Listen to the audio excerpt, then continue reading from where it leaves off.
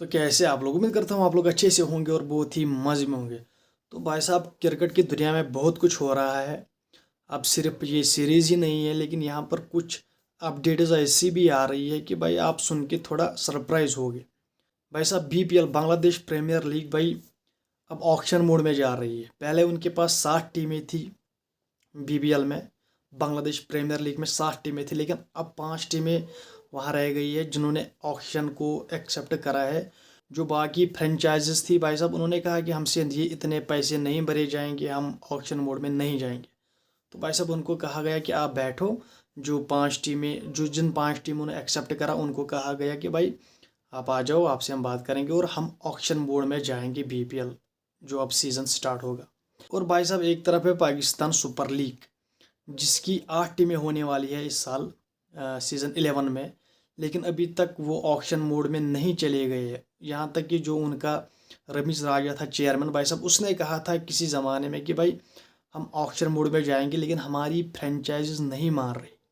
तो इस साल भी वही मामले चलते हैं भाई साहब, कि इनकी फ्रेंचाइजीज कह रही है कि हमें तो मुनाफा ही नहीं हो रहा, हम तो घाटे में जा रहे हैं, तो हम क्यों क्यों जाए हम ऑक्शन पर। जब हम कमा ही नहीं रहे हैं कुछ, तो क्यों जाए हम ऑक्शन पर। ये सरेआम अली तरीन मुल्तान सुल्तान का ओनर भाई साहब, वो सरेआम ये बोलता है कि भाई साहब हमारे मेरे मेरे पल्ले ही कुछ नहीं पड़ता। उसके पिछले 2 साल के पैसे बकाया है अभी पीसीबी के पास। भाई साहब, जब ऐसे हालात हो तो क्या ही कर सकता आदमी। इसीलिए पाकिस्तान क्रिकेट बोर्ड पीएसएल को ऑक्शन बोर्ड में नहीं ले पा रहा है, क्योंकि वहाँ वहाँ पर फ्रेंचाइजीज को फ़ायदा नहीं हो रहा है। लेकिन बाकी जो 5 फ्रेंचाइजीज है, लाहौर, कराची, क्वेटा एंड इस्लामाबाद वगैरह भाई साहब, कराची, इस्लामाबाद, इनको तो थोड़ा फ़ायदा हो रहा है, क्योंकि इनकी जो इन्होंने पैसे भरे हैं पीसीबी की तरफ से वो कुछ कम है।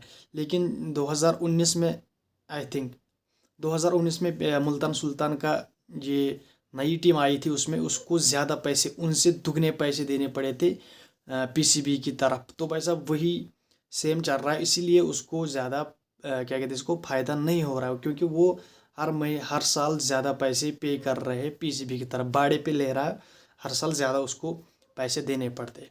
और भाई साहब, बात करेंगे पाकिस्तान अपने खिलाड़ियों के साथ क्या कर रहा है, कैसे उनके कैरियर वो तबाह कर रहा है। हसन नवाज आप सबको याद ही होगा, जिसने न्यूजीलैंड में शतक मारा था। बहुत ताबड़तोड़ बल्लेबाज था, यहाँ तक कि एशिया कप में सबसे ज़्यादा स्ट्राइक रेट हसन नवाज की थी पाकिस्तान के बल्लेबाजों की तरफ से। तो भाई साहब, फिर उसको ट्राई नेशन में खिलाया गया, जो उन्होंने एशिया कप से पहले अफगानिस्तान, यूएई एंड पाकिस्तान ने खेली थी ट्राई नेशन सीरीज़, उसमें उसको चांसेस दिए गए। लेकिन भाई साहब, जैसे एशिया कप आया, पहले मैच में उसको खिलाया गया, दूसरे मैच में उसे खिलाया गया, लेकिन फिर उसको पूरे एशिया कप पे बेंच करना पड़ा, क्योंकि पाकिस्तान अपने प्लेयर्स को तबाह और बर्बाद करने में नंबर 1 है। अब बोलोगे आप कैसे। पहले मैं आपको हसन नवाज की ये एक सीन बताता हूँ कि मसला क्या है।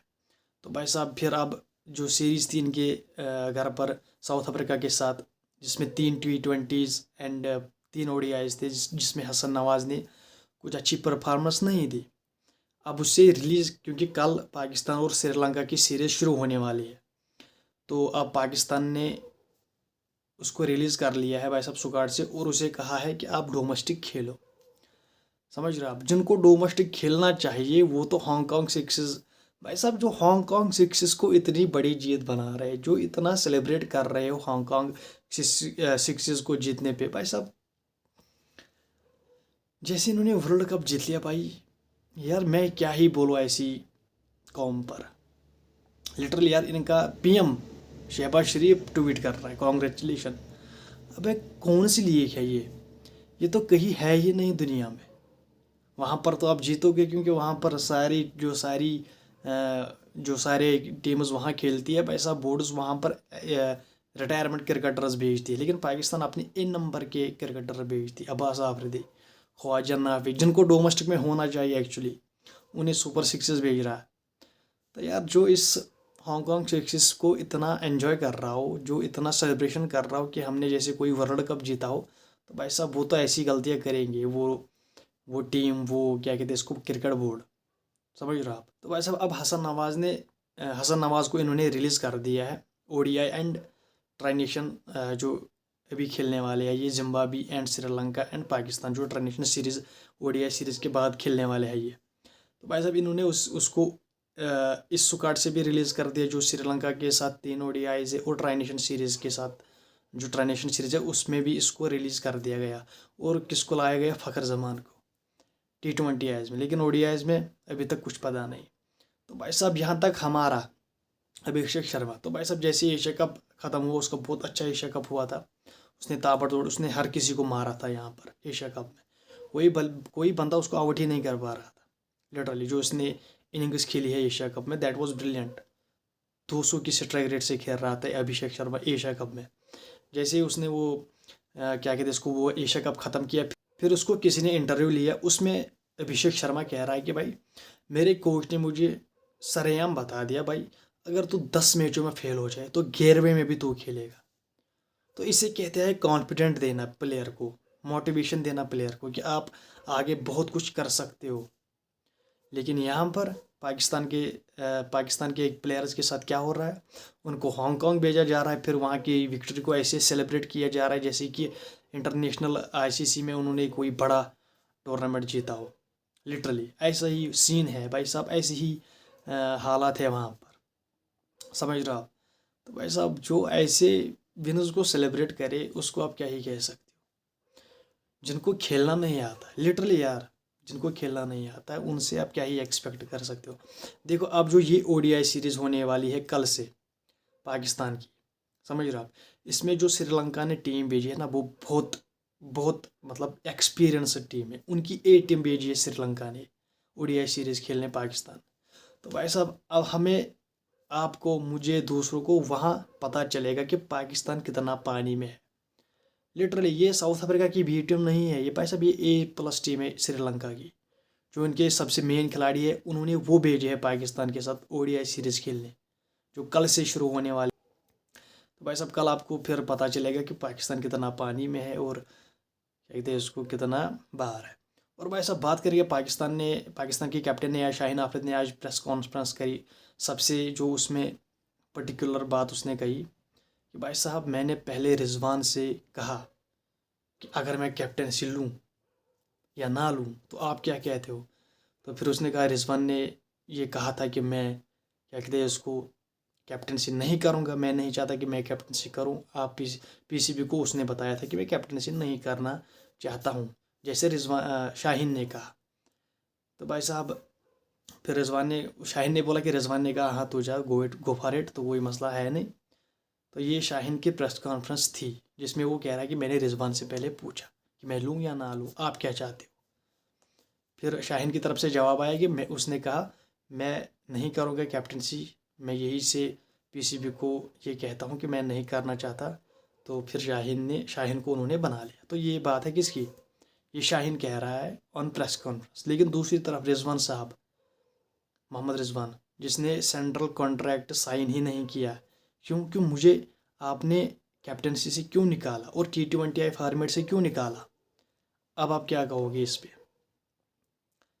तो भाई साहब झूठ पे झूठ बोले जा रहे हैं पाकिस्तान वाले, एंड पाकिस्तान का नया कैप्टन शाहीन आफरीदी। और भाई साहब जब बाबर आजम खेल रहा एज ए कैप्टन खेल रहा था भाई, तो उसे कहा जाता था कि ये दोस्ती यारी की टीम बना रहा है।